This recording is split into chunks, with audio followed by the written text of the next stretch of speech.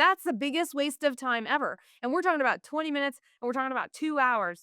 We have dubbed that we don't kiss on the first date. I'm so glad you're here. Thanks for stopping by. At the Bold Business Podcast, we are normalizing important conversations. Yes, there are tips.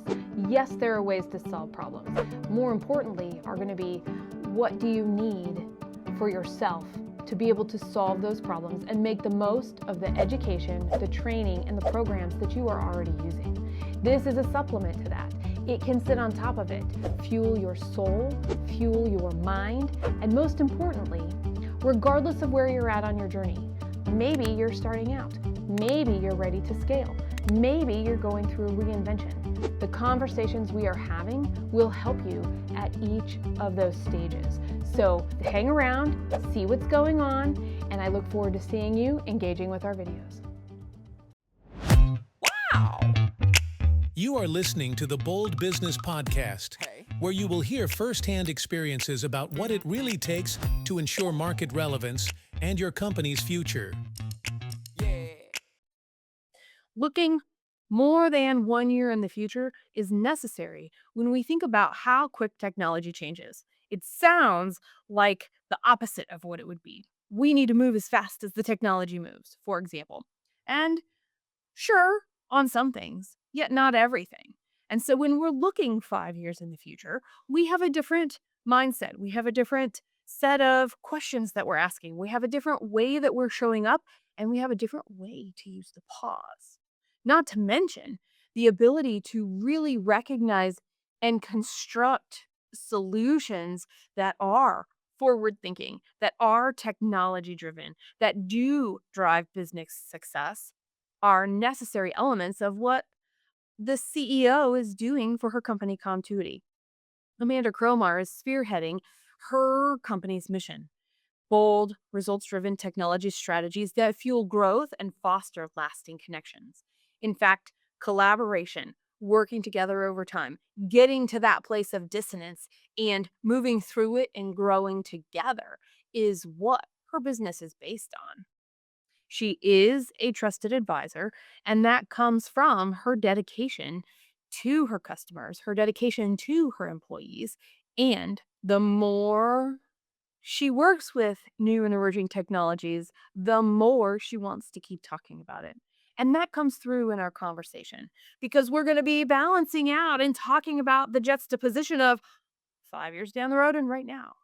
5 years down the road and right now will look different. We might make decisions different. Some of the decisions we face affect our culture, which are on a whole different spectrum of what do we do, how do we show up, than what kind of a solution we can offer our customers. How do we work with problems that pop up unexpectedly? And another thing is that it's okay to make slow decisions. It's okay to say, I recognize this doesn't have an easy answer. And not only the time might be less than optimal, the information we have isn't enough to even understand. And the power of not backtracking is enticing to Amanda. And the third thing that we talk about, in addition to a whole bunch of other things, but this is the last thing that stuck out to me in our conversation, which is there are clues to help you understand whether or not it's a fast decision to be made or a slower decision to be made.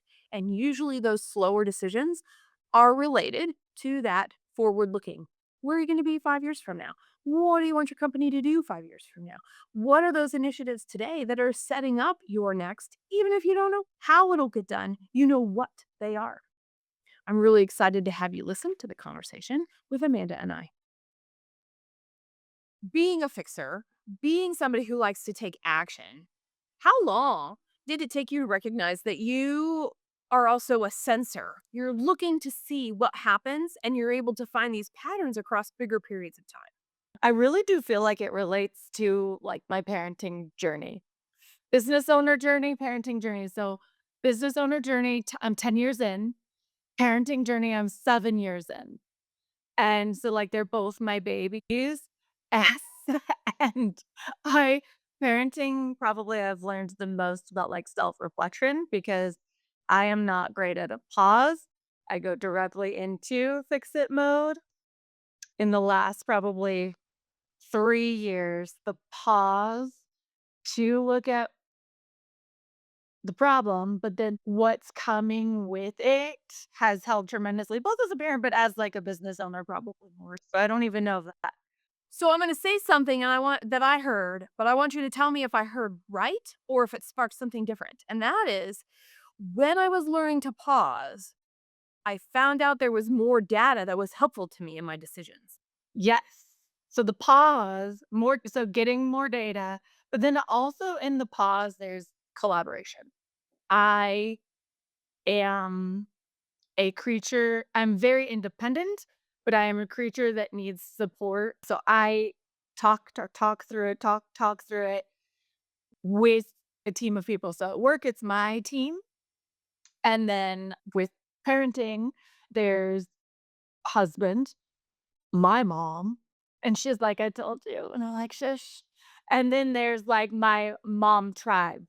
So a collaborative effort to examine all of the data points to then know how I want to like come out of a pause. Okay, so then that's a flip side too. So has that ever held you back, not making a decision fast enough? I think that it feels like that because some decisions take a really long time, more so in business. I'm a slow processor in business and in conflict too. So it takes me seconds to process. And then in the moment, I feel like you have to respond right away. You have to fix this right away because you should. But at the end of it, looking back at some of those moments, the pause and the delay to do the right thing was not detrimental, probably more helpful. But there's pressure in the pause. It's like a pressure cooker until the right solution has come to fruition. That's interesting. Yeah. And you're willing to hold it. Willing to hold it. That's not something I run across many people that have the willingness to sit, not only in the unknown, not only in the uncertainty, but even in the pressure and around them. Usually, the more pressure, the quicker we are to want to go. And the longer we're there, the quicker we want to get into set. Yeah. Yes. Being able to go, Well, I think that bit me a few times, actually, the good decisions. yeah. So I am quick to speak to people about it, Yes. but I'm slow until it's right. And I trust in the timing of that until it's right. I sit in it. Yeah. Yeah. So 3 years ago, was that a change for you? Is that was the time you were like, okay, I got to do something different with my business. I need to be somebody different to get us where we're going. Yes. So 3 years ago, so 5 years ago, COVID, pandemic. And so you're starting to figure out things are changing. And then 3 years ago, I learned the hard way. Business is like cutthroat, obviously, but it's very cutthroat. And I learned the hard way how cutthroat it is.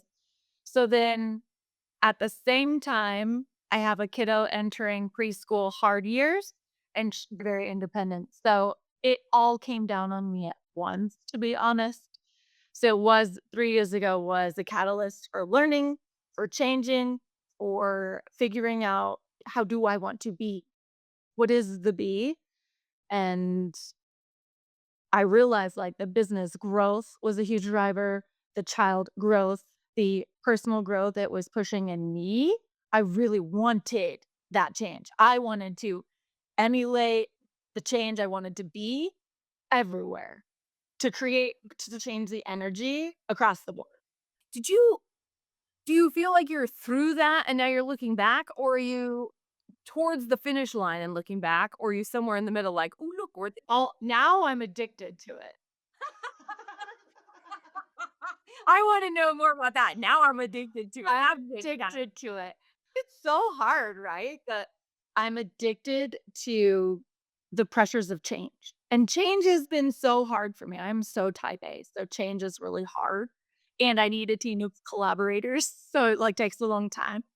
But I'm addicted because getting to change and like being the change And now, like, pulling the people I want with me into the change, I'm addicted to it.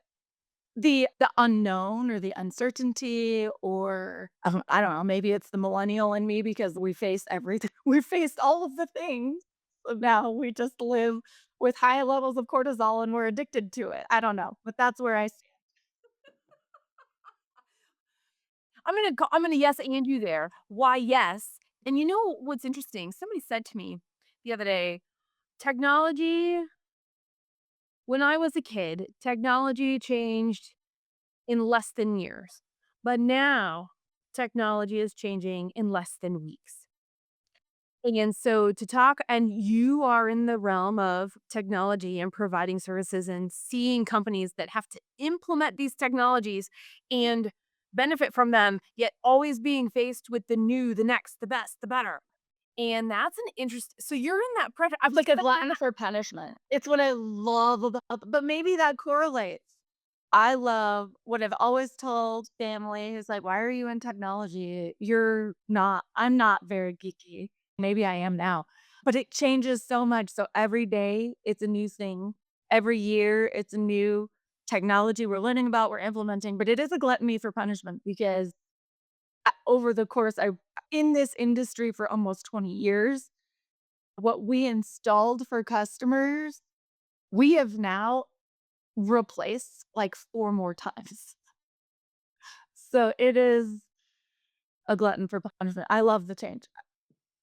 The new, it's fresh. that's yes. And okay, let's talk about change for a minute. I love the change.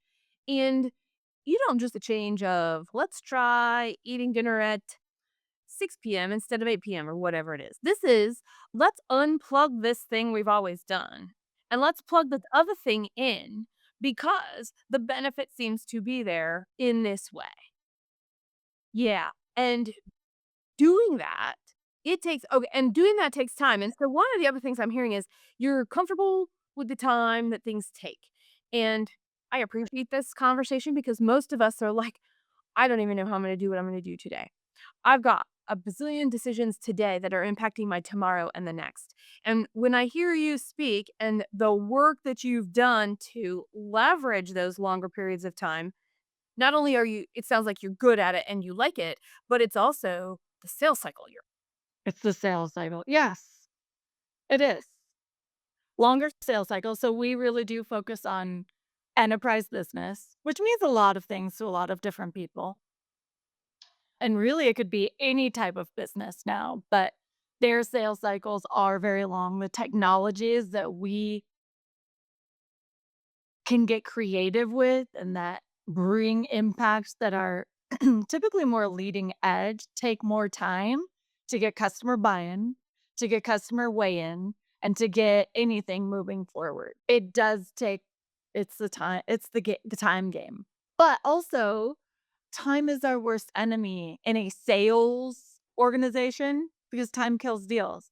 And some deals that were on our bucket, in our plate, in our funnel last year got killed because of time, customer delay. They weren't hearing what we were trying to pitch to them. Like I ended up researching a project 2 days ago, actually, where for 5 years we had been recommending this specific new technology type to a customer for 5 years. And we got a pilot contract signed in December a year ago. And then fast forward 4 months, a different decision maker within that same business thought this is really super important and did that project without us.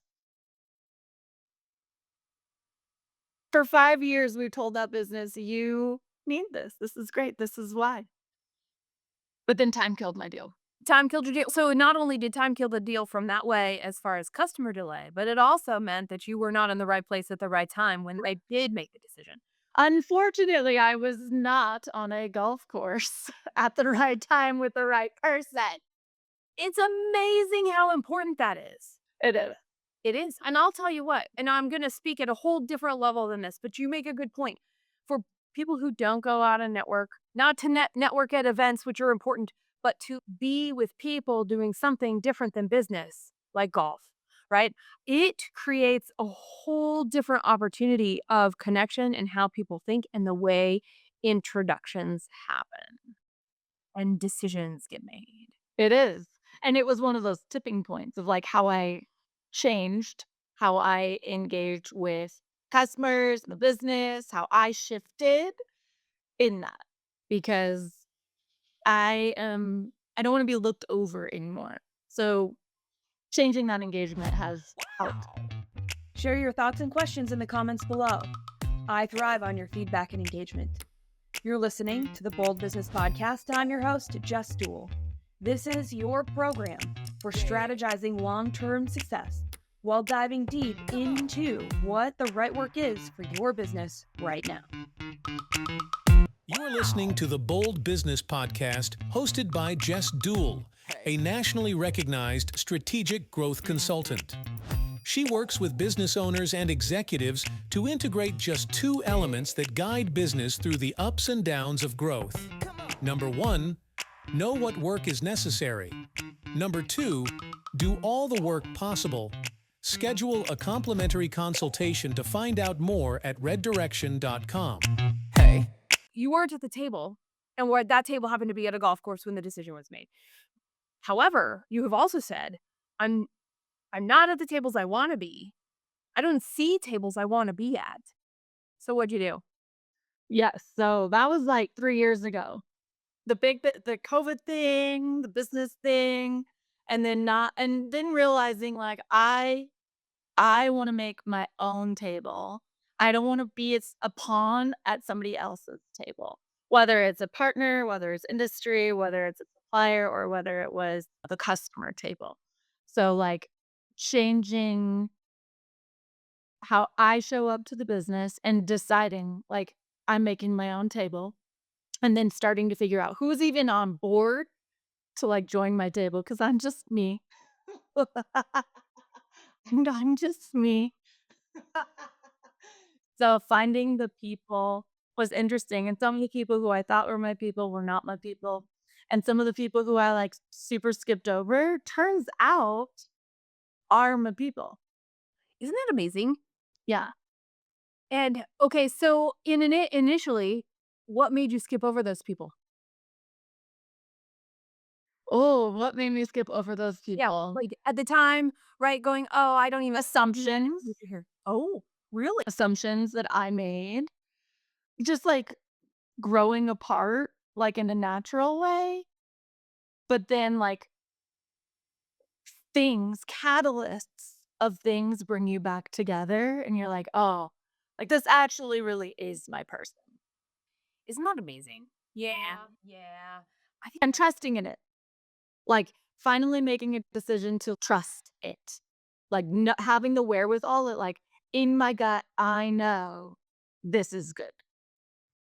yeah, it's worth the wait. Yeah. So I'm going to come back to this. I want to make my own table, and that was strategic. And the reason you might have already said this, so tell me if I'm repeating you in any way. You didn't want to be by yourself, and you wanted other people to do this. Were there indicators that said, meh, this is why I don't want to be at any of these tables? How did you find those indicators? Oh, at the other tables? Yeah. Because that's a big conscious choice to go, I don't want to be here, but this is my industry. That's been a slow coming, I think. But okay, so here's a good example. Back to like, how do I make decisions? I'm very collaborative in my decision. And as you're coming to a problem and problems, it's like I always relate customer engagement or supplier engagements where we're committing to each other as a marriage. Like we're getting married. This is it for the long haul. You're going to be a customer for life. You're going to be a partner for life. And marriages always have issues. A lot. If it's because we're growing and changing and we have to choose to do that together. So watching people not show up for our work marriage and then watching people not respect boundaries in our work marriage, that was definitely key indicators of I can't be married to you. And I want to be at tables of people who really care for our relationship to thrive. customers, but also suppliers and partners. Even competitors. I actually have several competitors at my table who think the same way, who are ready to challenge the norm. And I don't really consider us competitors because there's just too much business to be had. They're friends. Like they've known me for so long. They are the people who I go to where I'm like, this has happened. Has this happened to you? And what did, and why? You learn the best from other people because they challenge you. In COVID, I felt so alone. And then I think that's about when we met. And it was very hard to see this like dynamic of somebody outside of me being able to really help me collaborate and get out of my head what's happening. Do you remember how long it took us from our first Right. Because I'm a slow decision maker. I sit in it. And it must have been 5 or 6 months. More, Maybe 4. more. Was it really? When we hired our very first employee, who's now such a great person in our business, Yeah. it took, I think, 6 months. And he just patiently waited. Yeah. It's okay. So sure, you're in a long sales cycle because I'm imagining what's going through some people's heads. We always have to make decisions fast. Maybe it's because it's a different business model. Maybe it's because of a different sales cycle. Maybe it's this. Maybe it's that. Maybe, and I want to just come right down to it and say, you can choose to make decisions fast and you can choose to make decisions slow. And when you choose, whatever you choose, there's an outcome of that. So what are you willing to work with? Are you, and most, in my opinion, and I would put myself in this camp a decent amount of the time of if I take an action, I can always backtrack. But sometimes those backtracks are, and I'll also speak from personal experience, they are so big. It's what was I thinking? What if I not just pause before you make the decision, but pause and be in the pause and think about the things before you make the decision? It is. Okay, so the backtrack. I've done the backtrack. I lived that backtrack. And I think after so many times of doing that and realizing I don't have the time, I don't have the capacity, I don't want to have the rework of having to step back. But I also know this frustrates people about me. The backtrack is too hard because I am you do what you say you're going to do person. And some of those backtracks left me in a position where I had to hold myself honorable to that core foundation of who I am to a detriment. Me personally, me financially, out of a business, in a relationship with somebody who said, but you said, and I had to backtrack. So I am slow. The thing is like in quick decisions, fine, whatever. Those are easy to backtrack. But the big stuff where it matters, the elephant-sized problems, as my daughter would say, the elephant-sized problems, like I don't know what to do. There's only one way to eat an elephant, which is one bite at a time. You can know I need to make a decision about this. But there's like a lot leading up to that decision as you're going that you can do to know is this the right direction before you've made that final decision. And you can stop then if you're like, no, it's not that. It's definitely, that's not it. And before you've gotten already to that decision, it's not as big of a backtrack. And I can give and you might have an example that I'll ask for. So this will give you a minute to think of one. Like I will tell you, and we'll just talk in terms of the podcast. I have a process now that anybody wants to be on this with me has to have a minimum of a 20-minute call with me so that we can get to know each other. And there's a few reasons for that. Before I did it, I didn't know what I was going to do. And I knew what my commitment was to our listeners and to our audience and what we were trying to build. And I found myself on more than one occasion expending too much energy. So it became a detriment to me. I could not keep up with the amount of shows we had with the energy that was required when you have a conversation with somebody, when there was a mismatch of their goal to what we could actually do for them in the audience that we are talking to and the people we are trying to support and who want to come listen to our programs. And I also found that having a little bit of connection before meant we could get deeper into the conversations faster. And I was actually backtracking or having longer recordings or doing more to try and do all of this. And it was a detriment. It was a detriment when I couldn't support their goals because who they actually wanted to talk to are not the people that are listening.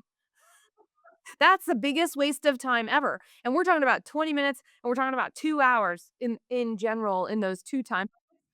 But heck, I'll take a 20-minute yes, no go for the percentage of what that actually is to then use that whole other time. That's a big percentage that we could save ourselves to say no ahead of time. We have dubbed that we don't kiss on the first date. Ooh, I like that. Yes. Back for until because we've kissed on the first date and you put this huge time investment in and it's not right. And so it's been when somebody wants to work with us. Hey, work with me, do these things with me. And we're like, yes. And we have to provide the sales. We have to provide the leads. We're providing it, but there's no value in it for us because we kissed on the first date. So we do have a philosophy because as I mentioned before, it's a marriage, right?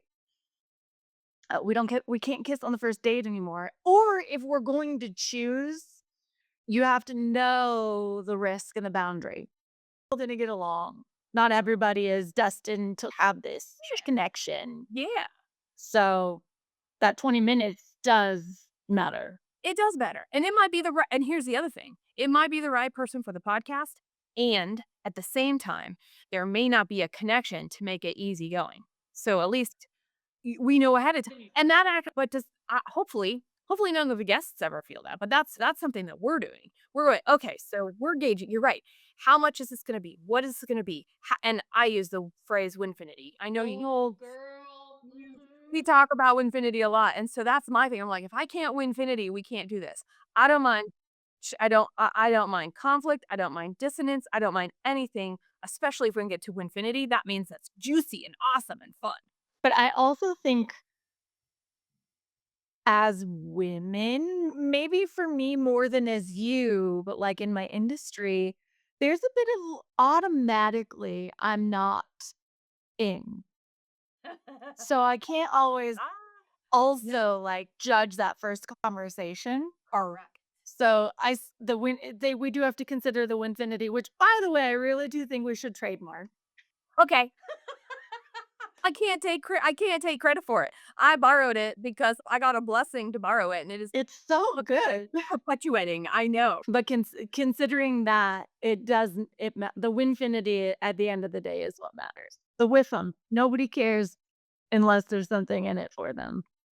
The risk, the boundary, and then what else would you say? So in the Winfinity, it's okay if there's risk. It's okay if there's a boundary. It's okay if there's, I said dissonance. Is there a better word for that? No, because I think that part of part of it.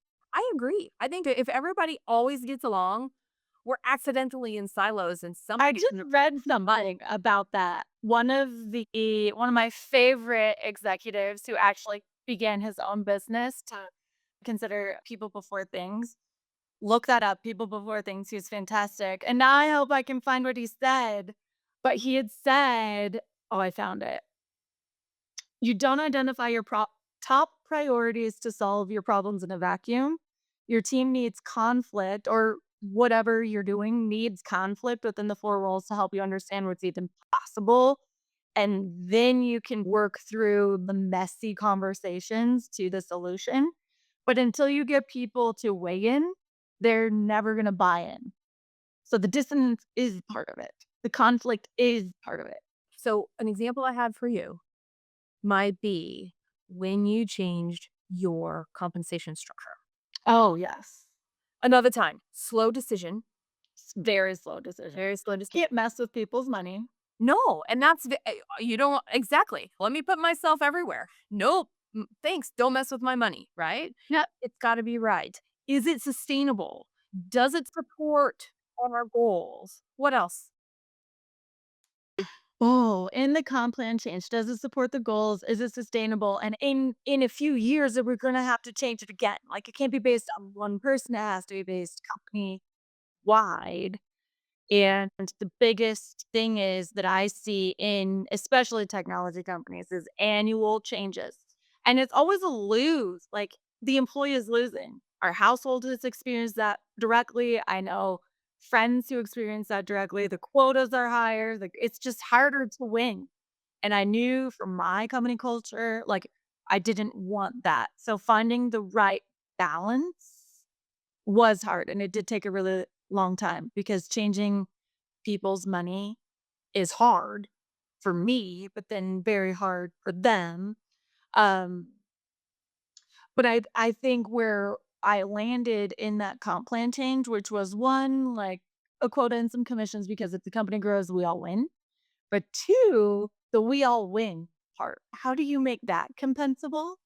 And how we ended up making that compensable every quarter that I get to report on our company winning, my employees and the team are like so into it. It feels good. And But it did take 2 years to come through. how long has your newest person, your newest hire of your team today, how long have they been with you? Full-time newest hire is 3 years in, part-time is 6 months in. And part-time came to us because of the culture, because of who we are. So longevity, you're past the 2-year go. The 2-year go out, you're past the 2-year go. Yeah. You know what I mean? So that's what I wanted to highlight. I'm like, this is a win. This is a huge thing. This is a win. A slow decision, making it work all the way through. And to your point, everything you were saying about I get to elevate, I get to talk about, I get to do this, and everybody else sees it and they buy in more too. It's champagne longevity. They're they want to work here. And then to your point, your newest person, even though they're part-time, they wanted to be with you because of their culture. Yeah. It's huge It's awesome. and it's intentional Very intentional. and it's not fast. This is actually, it's not a pressure cooker and it's not even a slow cooker. This is just, it's just evolving almost. It evolves. It evolves. Yeah. There's a natural flow to it.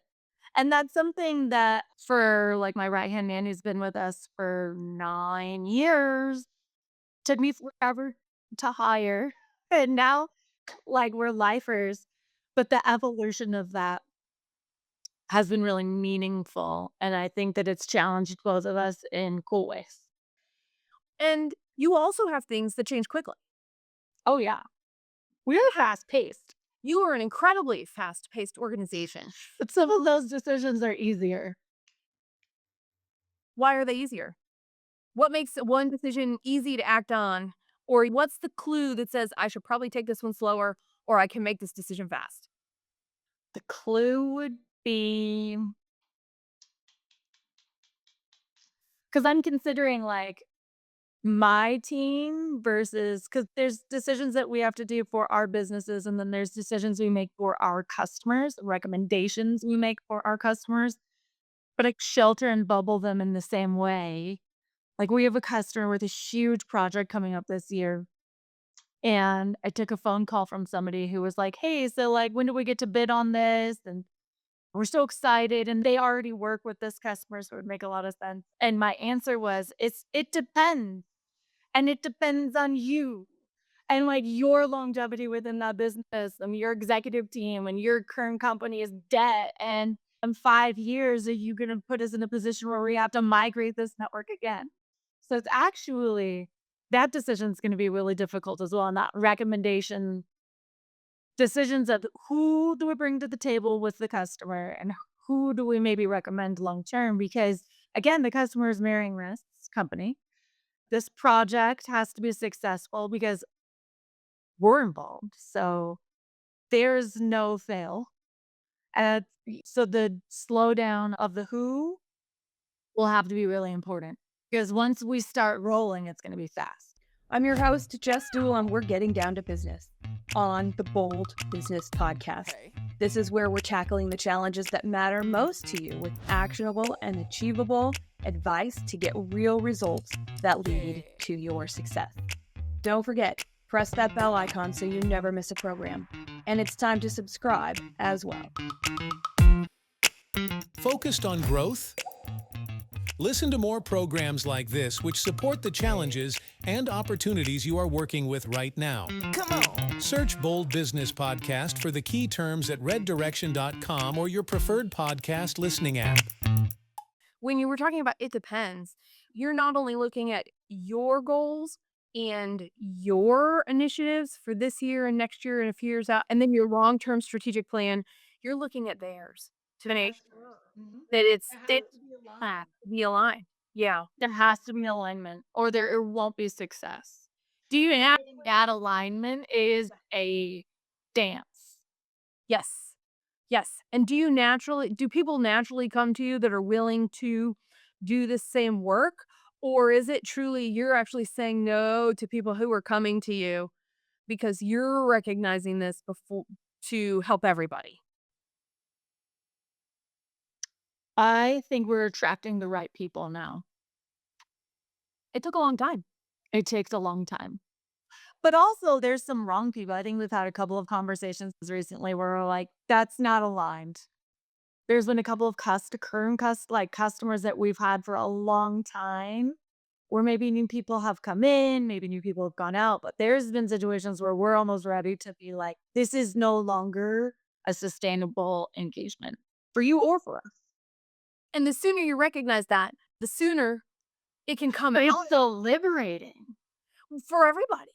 for everybody. Because usually there's dissonance on both sides that has something underneath it. And in that underneath it, that's really where the problems are. It doesn't matter what you say. It doesn't matter how you communicate. It doesn't matter what the plan is. It doesn't matter if it's on time. There's still this feeling of whatever that You just can't win with some people. no. And that's okay. But becoming unemotionally attached to that, Ooh, yes.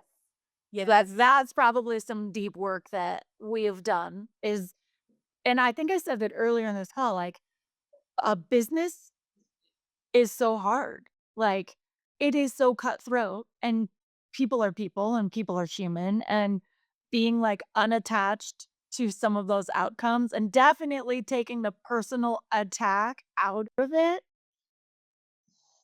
But it's really liberating. It is. And it's making new space, right? We talk about this in like a business sense. The liberation is not only is that a win, not only is that an acknowledgement of I'm leading this company the way that I want to be leading it, and we're doing right by the people who are here. And we can say that there's confidence in that too. Yeah. Then there's just space made for the other. Now there is. 3-4 years ago, I was like, girl, we're winging it. Okay, so let's talk about that. I knew how to fake it till you make it. Oh, I think there's some of that all the time, but it was way less today, I would say. And let's talk about your confidence in all of that too, because I think you were taking pauses, but I don't think you were intentional about them. I think you changed the way you paused in your slow decision making because, by the way, in the lifetime we've known each other, you have not increased. If it's a slow decision, it's going to take its time. There is no way to speed those up. And I think that's clearer to you. And what you're doing with that time is much more intentional. Would you agree with that? Yes. There's like a trust. There's a trust that like my gut and my like ability to read a room. I've struggled. So imposter syndrome, right? So being a woman in a man's world and being young, even with the resume or I don't know what you would have you, but like you have to prove something all the time. And so not having the confidence. So I do think learning that like my weight is right, my pause is right, the outcomes are what we've been seeking. The financial ups and downs are survivable. That was something I know. Even when we can do this. And with people who want us to do it. I remember when one of my early companies, when our biggest client left, and we had a relationship with them, but we thought we had a better relationship than we did, and they left and didn't tell us. One day the well would dried up, Yeah. and we were like, now what? Yes. What are we going to do? And we had not planned. That's actually one of the reasons that I now plan. What happens if? What does our client list look like? How are we doing some of these things? And making sure that is actually something that is thought about and that is common knowledge. Because if we're not all thinking about it in a company, regardless of who we are, we're not going to achieve our goals. And that's huge. Oh, yes. I think it's a foundation too, of like how COMtuity was structured by the previous owners. So, previous owners started the business in 2005 and then immediately was hit by the 2008 downturn, the economic recession. And so, the put your head down and just work and do best for your customers mentality came about then. You do what you said you were going to do, and it will work out. But then as we started chasing the enterprise customer, then you get really lopsided. So once we became that lopsided company, every ounce of willpower went into replace that revenue. And I think collectively as a team, it took us like 6 years to level our scales out again. And thank God of that mentality because not only did we grow, but we still haven't lost that customer. They're still with us. Most of our customers have been here from the beginning. And so you grow. But if something happened, leadership changes, a pandemic, who knows what could ever happen, it can very quickly teeter. So, knowing all of those things and knowing that work, what are some of the things you are looking for, listening for, feeling for to say something is up with my customer or I need to look at the overall makeup of our customers? Okay, but it's an art. It's not a science. And I think I'm very good at the art of that. However, I was called paranoid very recently. What? Okay, give me some context. Now I'm curious because I'm like, there are a lot of things that I know of you, but a paranoid is not one of. Paranoid is not one. I think the context was I always plan for the worst. Internal to my team, they call it Amanda's bored syndrome, probably. We'll be so busy. And then I'm like, no, guys, let's slow it down, slow the business down. We're not curing cancer. Let's do well. And then I get the itch. And the itch is like, why is this customer not talking to us? We haven't seen this customer for lunch. We should go golfing with this customer. And then I speed us back up. But I do think this person who titled me paranoid sees me from the outside and not on the team. Maybe not at the table, we'll see. But when I consider the landscape of our industry and private equity and mergers and acquisitions and carriers are doing great, and then 2 years later are just like acquired and then they're like completely bottomed out. And at the end of the days, our customers are what suffer. And then if our customers are suffering, our reputations are like really suffering. And to make it right, we're spending extra time to fix it. And it's time and money. So I do in my slowdown consider and ask very hard questions to people like, are you going to be here in 5 years? And what happens if your comp plan changes? And what do you like about your business? What is hard about the business? That was seen as potentially like paranoid for worst case scenarios. But I think planning for the worst helps you succeed in the best. And there's a reframe to that that's really good. I know I'm going to be here in 5 years, and I hope I'm working with you. Yeah. And that's really what it is. Cool. Because you It's hard though. People aren't ready. here. And this kind of conversation and longevity, having it with customers and clients and just acquaintances in the business, could we ever collaborate? Competitor? Does this make sense? Yeah. Sort of friend in an adjacent business, right? Whatever that is, it is slow. But if we're not having the conversations, if we don't have the same long-term goals, whatever we do short-term is going to not have the same impact. No. And the impact really should be like back to the Winfinity. Like whatever we're recommending is the right solution for a customer, that remains for a long time. And okay, so now I'm going to come back to that paranoid because there's another piece too. Duh, we're in disruption in our industry. So much. That fair. So if you're not, what's going on over there? It comes back to infinity and longevity. Is that why I don't think everybody's seeing it yet. And like people see what they want to see. And like, I've stopped watching the news because I don't want to see that. And I follow independent news sources. And like, my mom asks me when I'm going to put my foil hat on. So everybody else things do? I'll pull mine out with you. there's a lot of disruption in the technology space from, I think maybe it's stemming to private equity, but I think some of this disruption would have happened anyway. And maybe it's just like parts of getting your stripes. So I love watching Below Deck. I am a reality show junkie. My name is Amanda. I love escaping into that reality. So I want to be the stewardess that like, or I want to be the captain. Like I want to get my stripes that I can put on my lapels. So maybe some of it in the disruption is just as your business grows, like you can't even predict the things. I was going to say naughty words, the things that you go through. You can't.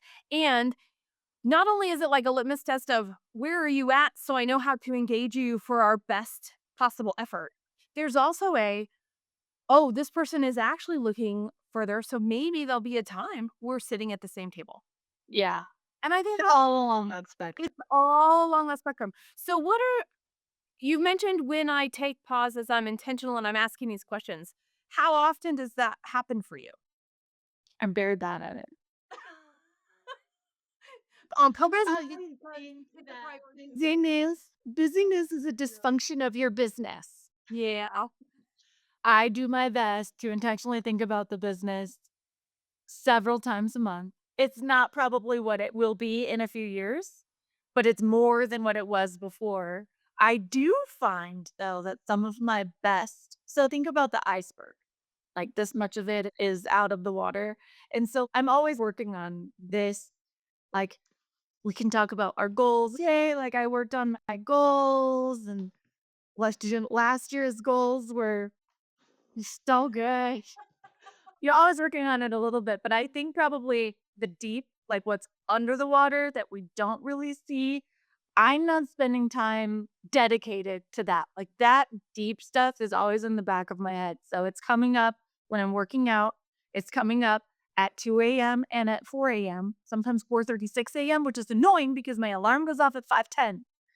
And then sometimes it's like I do these power walks with a couple of people who are in tech and some who are not in tech. And when you're just like out of the office and yeah, chit-chatting, that's when some of the deeper things get worked on for me.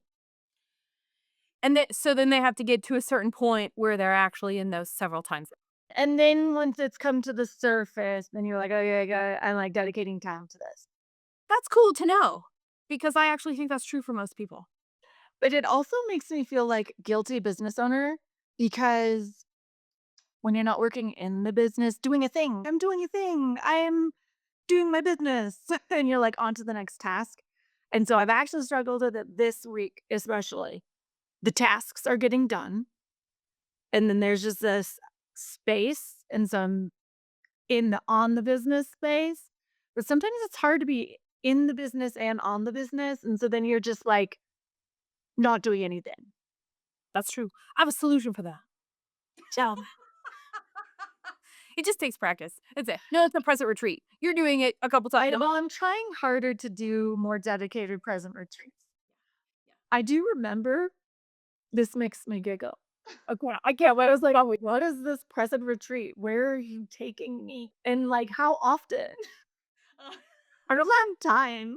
I know, exactly. Oh, and you're making more time than you did before. And Oh, yeah. you're right. And here's another shift though. So maybe it doesn't look exactly like somebody's path, which by the way, I'm the first person to say it doesn't matter what the path is. It's got to be customized no matter what. All it can really be is a framework. But then the next piece of that is the more that stuff bubbles up when the time is right, it's going to show up in those present retreats because they're already dedicated time, whether it's 2 hours or 4 hours or 15 minutes, it's whatever we've got. And sometimes we just have to have grace and embrace that. I think that there's something to be said for that because and I would say then maybe what I'm hearing you say is, I know when the big stuff is coming up that's under the water attached to my iceberg. Whereas before, it might have been thinking about it, but I might not have known that these would be strategic or thoughtful. I don't know that I was even thinking about it before. The busyness of a business is dysfunction, and I was existing and we're busy. And because we're so busy, we're doing so well, which was true. The business was doing well at that time. But then getting rocked by life, the slowdown has helped a lot. I think that then the company grows, then your table changes. Then as you're sitting down at the executive tables, like your energy is different. Those conversations go much quicker, easier, faster. Yeah. And that's where that time savings happens. And that's where getting Yes. under happens faster. That's where you can get to the root and we can be like, all right, we're eyeball to eyeball. Let's just be real. Let's just be real. Yes. And people are willing to meet us there when we take the time to get ourselves there. Yeah. Yeah. Okay, so I want to know what makes it bold. You faced a lot of uncertainty. You've faced a lot of growth. You've faced a lot of change. What makes it bold to face uncertainty and change as it's showing up? Personally, I think it makes it bold because being type A person, I need to know what is the plan. Are we turning right at this light or are we turning left at this light? And I really need to know so I can plan. The bold would be uncertainty has allowed me to realize I want to be the change. I want to control what I am. That's the only thing I can control. Thank you, parenting. That probably came from parenting. But it's both babies. Be the change, lead the change, welcome the change, and get people excited to change with me in their own way, not my way. Be changing their own ways that we can change and grow together. I think that's what makes it bold. But I also think, like, from a technology perspective, living and existing in a 5 years out mentality and bringing leading and bleeding edge technologies to the table, that's the drive. I want to be in technology change. I want companies, maybe when I talk to you about it right now, you're not ready, but I want to talk about it so much and so loud. And I want to evangelize some of these new concepts of that, like when you are ready, you remember me. I don't want to get passed over anymore. I don't want the time to kill my deal. So I really pushing in customers to be uncomfortable in the change with me because technology is changing.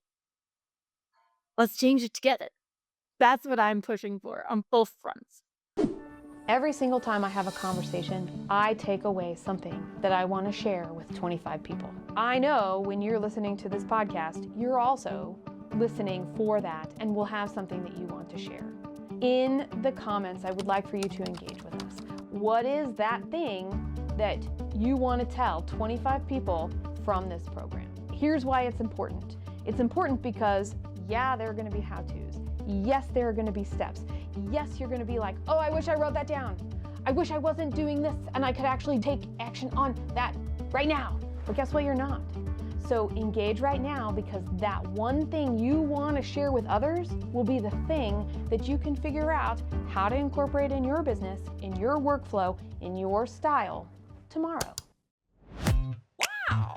Jess hosts the Bold Business Podcast to provide insights for building a resilient, profitable business by deeply understanding your growth strategy, ensuring market relevance, and your company's future. It is bold to deeply understand your growth strategy with your host, Jess Dewell. Get more information about how to drive solutions and reset your growth mindset at reddirection.com. Thank you for joining us, and special thanks to our post-production team at The Scott Treatment.